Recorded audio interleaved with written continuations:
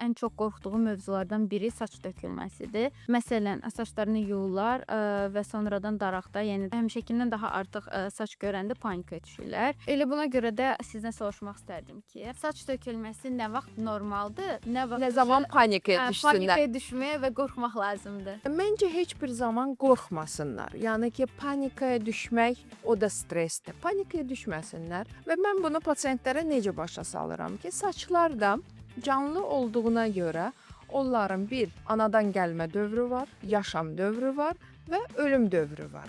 Və həmən o daraqda dedikləri ki, saçı görəndə normada saç tökülməlidir. Bizi qorxuzan nə olur? Saçın sayı deyil. Tamam, saç çox tökülür.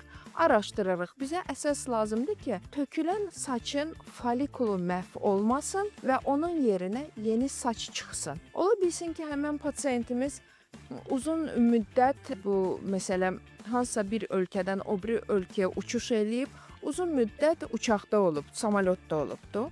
Orası havasız bir yerdir. Ola bilsin ki, bu pasient bir ölkədən o biri ölkəyə tam fərqli bir, yəni yaxın ölkələr deyil, tam başqa bir materik ola bilər, tam iqlimi başqa ola bilər, suyu başqadır və ona görə adaptasiya olunmalıdır deyən saç tökülə bilər. Onlar hamısı geri dönüşlü bir şeylərdir. İlk öncə saç daraqda o saçı gördüklərində panik eləməkdənsə və yaxud aptekdə hansısa da bir dərmanı əldə etməkdənsə və yaxud aptekçininmi, qonşununmu, rəfiqəninmi reseptini almaqdansa bir dermatoloqa müraciət edib doğru düzgün müayinədən keçib müalicəsi almaqları daha düzgün olar.